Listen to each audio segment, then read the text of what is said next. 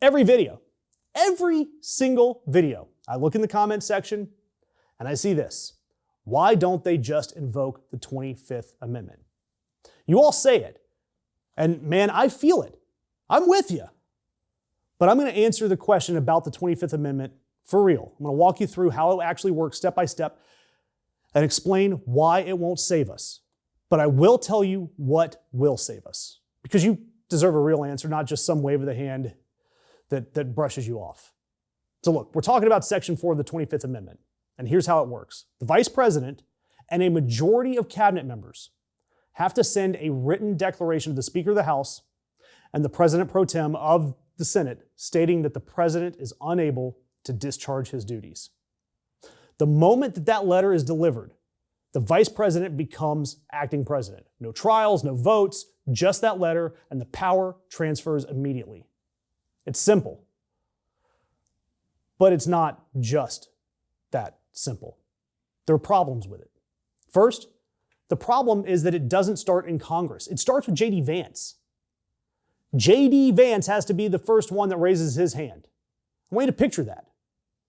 JD Vance, the man who compared himself to Nick Carraway in The Great Gatsby and meant it as a compliment, who wrote a memoir about Appalachian poverty and then became a Silicon Valley venture capitalist, who in 2016 wrote that Trump was America's German evil guy with the weird mustache. I can't say it on YouTube. And then he became his vice president, and arguably he's his most loyal defender. Picture that man deciding that now is the moment to turn on Trump. This is the man who chose Trump as his political identity, and he's got to be the one that pulls the lever. On what planet would that happen? It won't.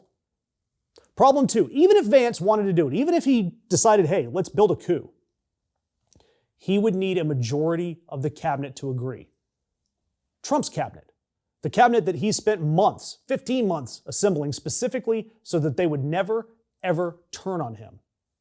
You have Pete Hegseth, who's firing the Army Chief of Staff in the middle of an active war. Kash Patel, Russell Vought, who's simultaneously the White House budget director and the acting head of the CFPB, a man who's literally trying to eliminate the agency he's running. You have Todd Blanche, Trump's personal criminal defense attorney, who is now the acting attorney general.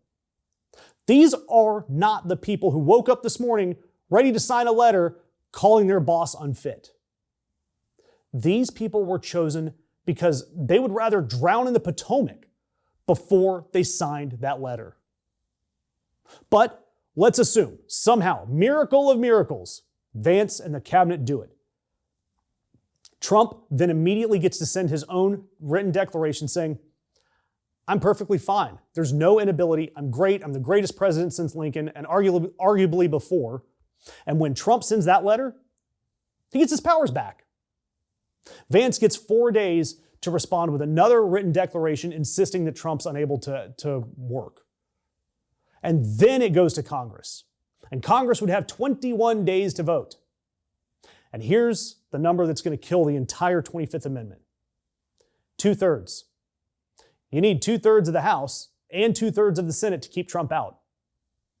Even if Democrats take back both chambers in November, which I'm hoping, but it would be historically extraordinary, a bare majority isn't enough.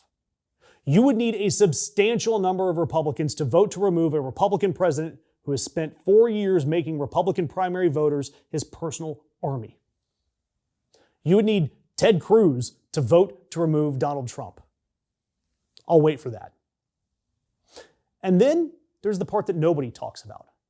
If this somehow works, the best case scenario, if Vance went first, the cabinet agreed, Congress hit 2/3, JD Vance becomes the American president permanently. Not acting president, president. He nominates a new vice president, subject to majority approval in both chambers. And in 2028, Vance gets to run as an incumbent. He's 41 years old. He's got a law degree from Yale. The man can read. He's the same policy agenda, but with better optics, actual reading comprehension, and the ability to finish a sentence without it becoming a meme. The suburban voters who currently disapprove of Trump because he's erratic might look at Vance and see stability. He's the same dagger with a better handle.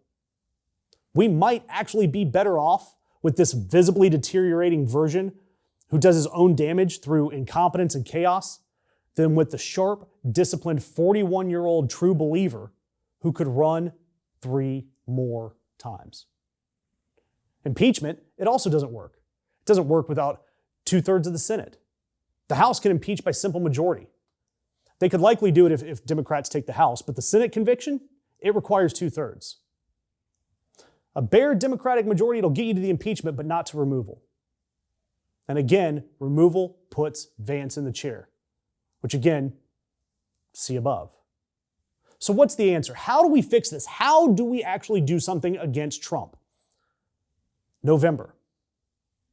Win the House. Win the Senate. Not because it removes him. It won't. But because a Democratic Congress has an extraordinary power. The power to make his remaining time in office hell in the constitutional sense. Subpoenas, investigations, hearings that drag his officials in front of cameras under oath. The ability to block legislation that Trump demands. The ability to force votes on things he doesn't want.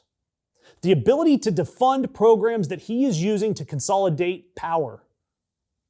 It's oversight that makes every single one of his corrupt policies more visible and on the record. We can't remove him, but we can handcuff him. We can chain him to his own accountability. You can make it so that every action that his administration takes costs them something publicly. That's the constitutional version of fighting back. That is what November is for. And now is the time to double check your voter registration. Now is the time to organize. Now is the time to donate. And November is when we vote and we win. And we're going to be covering everything leading up to November. Hit the subscribe button, hit the notification bell. We will be there every step of the way.